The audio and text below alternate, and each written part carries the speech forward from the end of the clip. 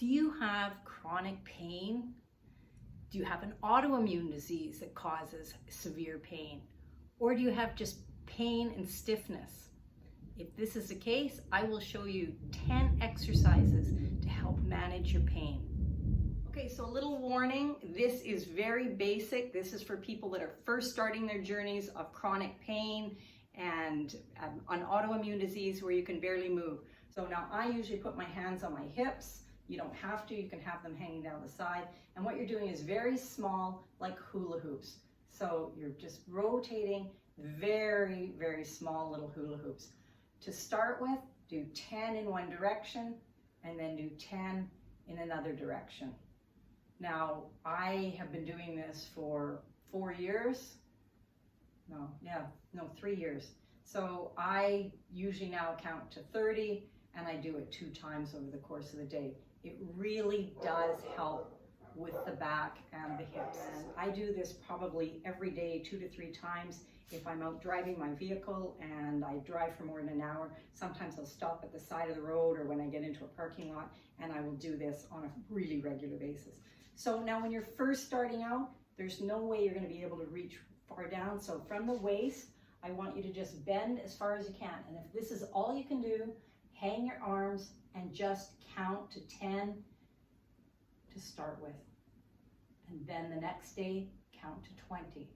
And the next day, 30. So the goal is to count to 30. And what you're doing is you're stretching all of these muscles down here. It's good for the sciatic. It's good for everything along here. Now, eventually, as you get better, the goal is to continue reaching down until you're almost touching the floor. I don't want you to put your hands on the floor. You're really just hanging and letting them hang loose. Count to 30 and then come back up. Okay, walking. I know it sounds so simple, but when you can barely walk. Now, if I had known 15 years ago what I know today, I probably would have used a walker. Now, the only reason I have this walker here is because this is what I needed for after my partial hip replacement and getting my foot repaired. So I just stopped using this 3 weeks ago. So if you had a walker, it's a great way of getting around. It's very slow. That's what we want to be doing, is we want to be slowly walking, moving our bodies. So if this is what it takes to walk or move to give you stability, even just keeping it in a room and walking forward and backwards until you're starting to feel comfortable. Once you start feeling comfortable, it might be a week, it might be a day, it might be 2 weeks, but feel very comfortable that you're moving around, then you can graduate to a cane, if that's what you need. So this is a cane that I'm using right now on a fairly regular basis. I can walk around my house easily, but as soon as I go outside, I live in Mexico and it's cobblestone streets and that's really hard on the foot. So I do take my cane, and quite frankly, it feels good. It feels good to be stable. The other thing is, when you first start walking, is I call it furniture walking. So within your house, sometimes you might, if you don't have a walker or a cane, then hold on to furniture. If you're going downstairs, holding on to the banister, walking around in your kitchen, holding on to the counter, walking and walking, walking. So when I first started walking 15 years ago, after I finally took the medications and I was able to walk a little bit, I started in my house, and I started by doing a maneuver through my kitchen, through the living room, and back through the hallway. And some days I could only do 1, but then I could start doing 2 and 3 and 4. And eventually what happened is I was losing track of how many I'd done, and I didn't want to be counting. So I took some pebbles from outside, I took 15 of them, and I put them on the counter. And then each time I walked by, I put one in my pocket and then continue doing my circuit. Now, when I was first diagnosed with Polymyalgia Rheumatica, I had frozen shoulders. So my shoulders did not move, and I would not have been able to do this exercise. So only do it if you can. When a person has frozen shoulders, I could do things like this, lots of strength. I could do this, but I could not do this. I could not lift them up. So brushing my teeth was something like this. Washing my hair and brushing it was like bringing the head down because the shoulders did not move. So if you are not able to do it, try it later when your shoulders are unfrozen. So to start with, What we're going to do is we're shrugging our shoulders, doing a little rotate backwards, counting to 10, and then forward, counting to 10. Now, to start with, again, only do one total circuit of that, and then work up slowly. Count it up to 20 maybe in a week, or 30, but still just doing one set of it. Doing lots of these lately, especially on this wrist. So we're standing out, putting our arms fully out and twisting them in one direction, counting to 10, and then the other direction, counting to 10. Now, do that at least one complete set. Even though this is not a tennis ball, one of my dogs stole mine, so this is a dryer ball, works exactly the same. So what we're doing is we're squeezing, holding, and counting to 10, and letting go. I want you to do 10 reps on each hand. Squeezing, counting to 10. Now the other one that you can try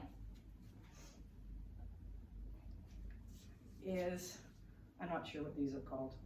Anyways, I bought them in a local store. Now, it's squeezing them. I usually do it while I'm sitting in front of the TV.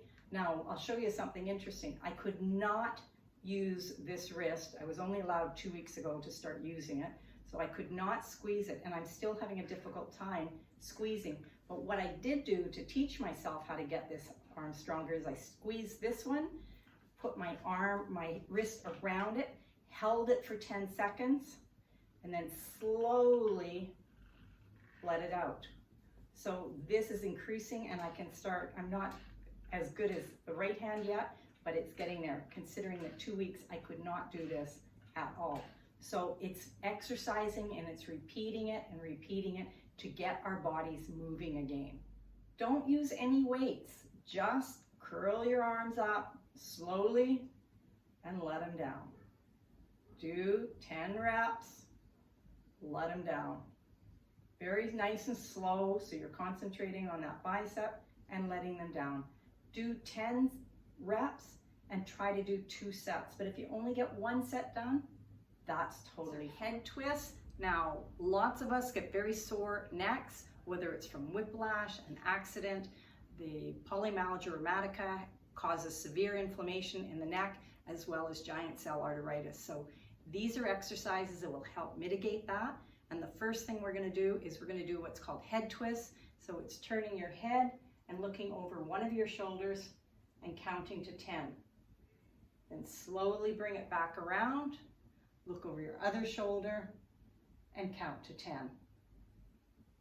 You want to do that at least 3 times. I know at first you might not be able to get all the way around, but just go as far as you can and hold it, and then go back to the other side and hold it. Eventually you'll be able to get all the way around. With the neck, and what we're going to be doing is we're going to be doing head tilts. So you want to be bringing your chin as close to your chest as possible. Bring it slowly down. I want you to count to 10, keeping your back straight, and then lift up and count to 10 again and bring it down. So I'll show you from the side.